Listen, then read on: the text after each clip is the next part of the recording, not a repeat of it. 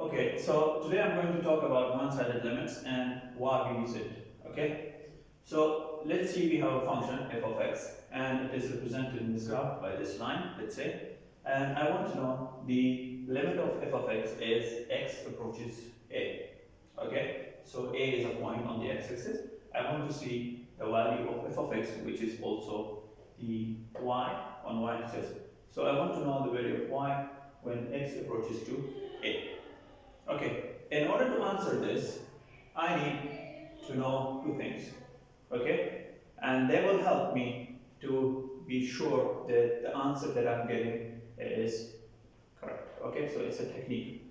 Now, the first thing that I should know is the limit of f of x is x approaches a negative. Okay, what it means, we also call it left-hand limit. What it means that I have to approach a from the left side. We also call it what? Left-hand limit. Okay, we also call it left-hand limit. Okay, why we call it left-hand limit? Because I have to approach to the value of x, which is a, from the left side. Okay, so I have to travel towards a from the left side. Okay, so first of all I need to know this value, then I need to know the second value, which is the limit of f of x as x approaches a positive, and this is what we call right hand limit.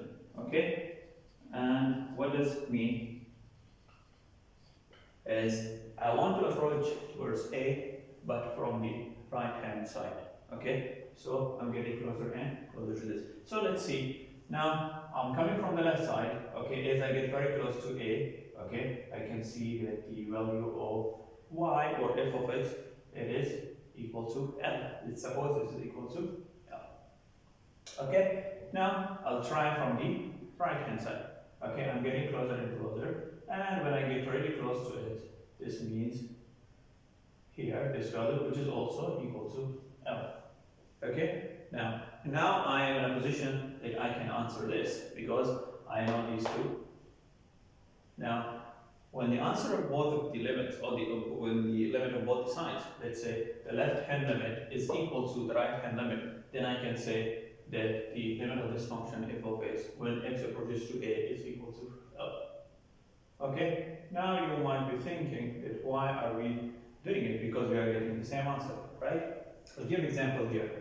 Now, the question is, I want to find the limit of g of x as x approaches 2. Okay, now, before I answer this, what should I know? I should know two things.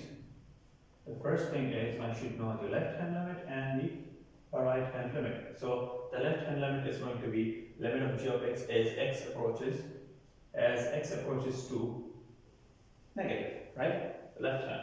And the second thing I should know is the limit of g of x as x approaches to positive.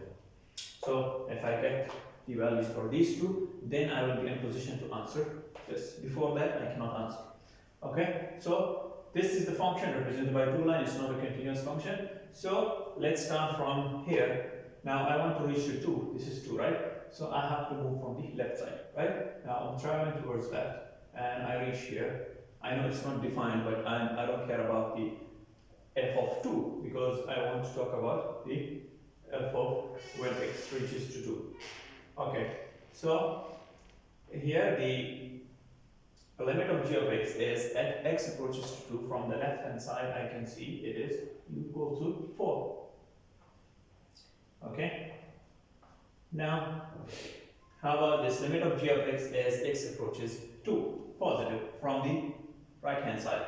So I can travel towards from the right hand side, and when I reach to 2, I can see that the value is equal to 2.